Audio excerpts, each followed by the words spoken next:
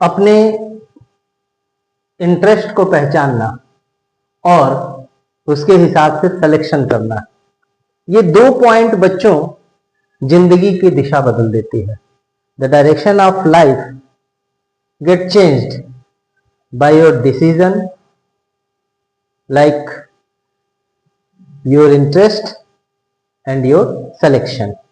हमेशा ध्यान रखना बच्चों कि आप अगर लाइफ में कुछ भी करना चाहते हैं तो उसके लिए डायरेक्शन सही होना चाहिए, आपका सिलेक्शन सही होना चाहिए, आपके इंटरेस्ट के अकॉर्डिंग होना चाहिए।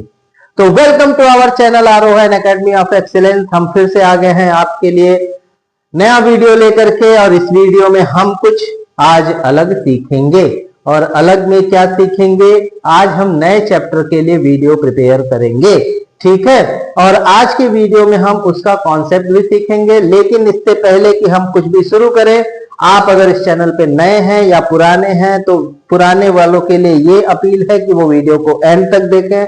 सब्सक्राइब तो कर ही रखा है और लाइक जरूर करें और प्यारे प्यारे कमेंट्स भी करें ताकि हमको भी मोटिवेशन मिलता रहे। और जो नए हैं वो प्लीज सब्सक्राइब द चैनल और प्रेस द बेल आइकॉन ताकि आपको नोटिफिकेशंस टाइम टू टाइम मिलती रहे, ठीक है बच्चों। तो चलिए हम स्टार्ट करने जा रहे हैं और आज का टॉपिक है हमारा coordinate geometry. Coordinate geometry actual में क्या होता है? कोऑर्डिनेट ज्योमेट्री जिसको आप 9th में भी इसके बारे में थोड़ा सा पढ़ाई किया होगा हम लोगों ने, जिसमें हमने ये सीखा होगा कि पॉइंट को प्लॉट कैसे करते हैं। 9th में हमने ये सीखा था कि पॉइंट को प्लॉट कैसे करते हैं। कोऑर्डिनेट में 4 क्वाड्रेंट होते हैं, एब्सिसा होता है और ऑर्डिनेट होता है। ये सारी चीजें तो आप समझ ही गए होंगे, लेकिन उसको एक बार मैं रिकैप करूंगा, ठीक है, कॉन्सेप्ट में। तो चलिए शुरू करते हैं आज की वीडियो, और वीडियो को एंड तक जरूर देखें। आप पेपर पेन लेकर के तैयार हो जाइए। स्टार्ट करते हैं आज की वीडियो। तो देखिए बच्चों, आज का जो आपका टॉपिक है वो है कोऑर्डिनेट ज्योमेट्री, चैप्टर नंबर 7। और चैप्टर नंबर 7 में जो पहला टॉपिक आता है आपके लिए कि वो डिस्टेंस फार्मूला क्या होता है। लेकिन इससे पहले हम ये सीखते हैं कि हमने 9th में जो सीखा था कि अगर आपके पास एक्स एक्सिस है, ठीक है, वाई और वाई डैश, ये 4 क्वाड्रेंट होते हैं, फर्स्ट, सेकेंड, थर्ड और फोर्थ। ये 4 क्वाड्रेंट होते हैं। और एक्स एक्सिस में आप ये देखते हो कि राइट हैंड आपके राइट साइड में जब जाते हैं तो सारी पॉजिटिव चीजें होती हैं, ऊपर जाते हैं तो पॉजिटिव, यानी फर्स्ट क्वाड्रेंट में हमेशा प्लस प्लस पॉइंट आते हैं, यानी दोनों की साइन क्या होनी चाहिए? प्लस होनी चाहिए।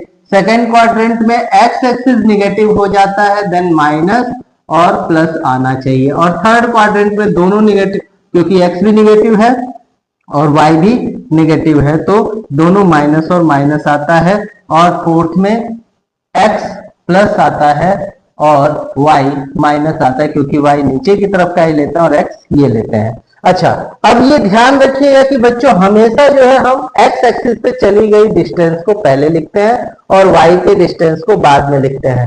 एक्स वाले को हम एब्सिसा बोलते हैं और वाई वाले को हम ऑर्डिनेट बोलते हैं, ठीक है। या फिर एक्स एक्सिस पे चले गए डिस्टेंस को एक्स कोऑर्डिनेट और वाई एक्सिस पे चले गए डिस्टेंस को वाई कोऑर्डिनेट बोलते हैं, ठीक है। ये आपका 9th में आपने पढ़ा था। और पॉइंट प्लॉटिंग आपने सीखा था। सपोज आपको 3,5 to 3,5 इसमें कहीं आ गया, ऐसे -3,5 है तो इधर कहीं आ गया, 2,5 है तो इधर आ गया, -2 -5 है तो इसमें आ गया। ऐसा आपने पॉइंट प्लॉट करना सीख लिया था। उसमें केवल और केवल हम एक पॉइंट की बात कर रहे थे, या और भी पॉइंट अगर प्लॉट करना था तो हम अलग अलग पॉइंट किस किस क्वाड्रेंट में प्लॉट कर सकते, वो हमने सीखा था। ये हमारा 9th में चला था। लेकिन यहां पर हमको जो सीखना है, यहां पे हमको सीखना है कि अगर किसी क्वाड्रेंट में 2 पॉइंट हैं, सपोज यहाँ पे ए और बी ये 2 पॉइंट हैं, इसका और इसका x1, इसका x2 y2 कर लीजिए पॉइंट, और इसको x1 y1 कर लो।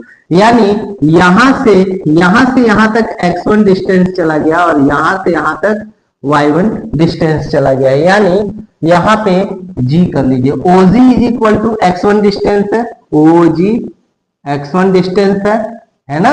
OE आपका क्या है? y1 है, y1 है, ओके। और OF आपका y2 है, OF आपका y2 है, और DB OF आपका y2 है, ठीक है।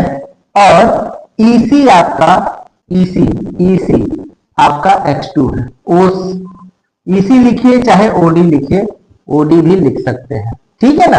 अब आप ये ध्यान दीजिएगा कि OD EC इक्वल है, क्यों? क्योंकि बाई कंस्ट्रक्शन आप देखोगे तो ये आपको इक्वल दिखेगा। अच्छा, अब इस डायग्राम को समझते हैं कि सर हमको फार्मूला अगर ओरिजिन करना है तो कैसे ओरिजिन करेंगे। तो यहां देखिए कि इसका पॉइंट है x1 y1 और इसका पॉइंट है x2 y2, ठीक है। और हमको AB यानी डिस्टेंस फार्मूला, मतलब इसका डिस्टेंस आपको फाइंड आउट करना है, ठीक है। तो हमने देखा कि ये पूरा डिस्टेंस y2 है और ये डिस्टेंस y1 है, ये पूरा डिस्टेंस y2 है और ये पूरा डिस्टेंस y1 है। तो इतना डिस्टेंस क्या होगा? तो अगर इसमें से हम इसको माइनस करेंगे तो ये डिस्टेंस मिल जाएगा। और बाय ज्योमेट्रिकली यानी स्ट्रक्चर से हम देखें तो ये और ये आपस में क्या हो जाएंगे? इक्वल हो जाएंगे, यानी FE और BC आपस में इक्वल है। तो BC की वैल्यू मिल जाएगी y2 माइनस y1। यहां पे आप लिख सकते हैं बाय कंस्ट्रक्शन, अगर हम देखें बाय कंस्ट्रक्शन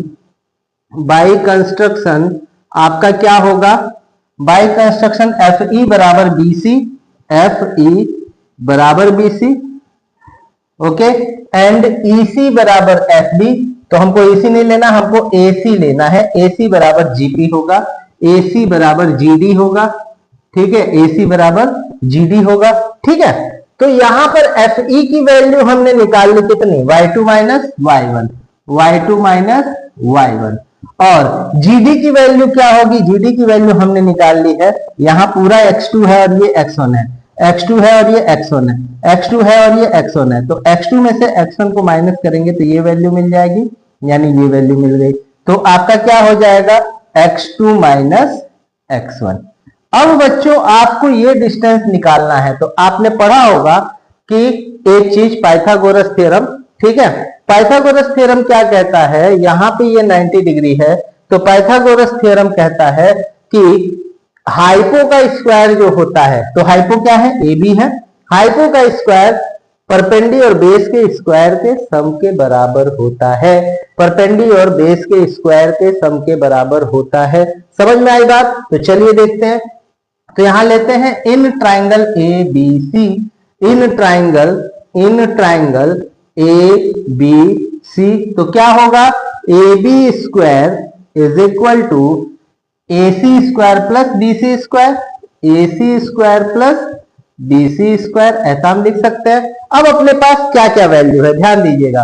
AC की वैल्यू है x2 माइनस x1, BC की वैल्यू है y2 माइनस y1 और AB हमको निकालना है। Then AB square is equal to x2 minus x1 का whole square, then y2 minus y1 का होल स्क्वायर।